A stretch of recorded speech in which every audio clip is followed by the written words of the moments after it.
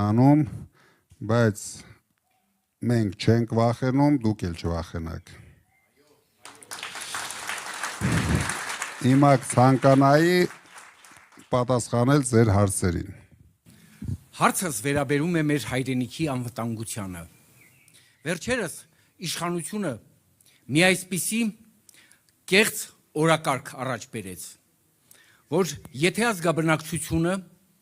չընտրի իշխանական թևին, նրանք չվերընտրվեն, լինելու է պատերազմ, սկսվելու է պատերազմ, մինչև անգամ այդ թվացյալ պատերազմի ամիսը նշեցին։ Ձեր կարծիքը այդ թեզի, վտանգավոր թեզի կապակցությամբ։ Այդ հարցին ես արդեն պատասխանել եմ, սեպտեմբերին չի լինելու պատերազմ, որովհետև սեպտեմբերին Փաշինյանը չի լինելու։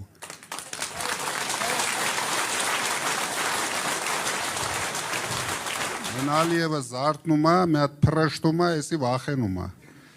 3 անգամ արդեն լավ ծեծել է, աչքը վախեցրել է, երբ ուզում է մի հատ հայտարարություն անում, մեր ղեկավարը վազելով թմբուկ է նվագում, փոխանակ մի հատ տղամարդկությունը հավաքի, մի հատ պատասխանի։ Դրա համար էլ ծեծում են, դրա համար էլ պատերազմ են, դրա համար աչքները դնում են Սյունիքի վրա, դրա համար ուզում են 300,000 ադրբեջանցիներին բերեն լցնեն Հայաստան։ Դրա համար մենք ասում ենք ոչ, չի լինելու դա։ Ձեր ծեծված ղեկավարը գնալու է տուն, նորմալ մարդկանցով մենք ձգելու ենք մեր մեջքերը, մենք չենք վախենալու, ոչ մեկից չենք վախենալու, մենք ճիշտ հարաբերություններ ենք ստեղծելու մեր դաշնակիցների հետ, ովքեր մեր կողքին են լինելու, ցանկացած վտանգից մեր կողքին են լինելու։ Դրա համար դուք հանգիստ եղեք, մենք կարող ենք ծեծվել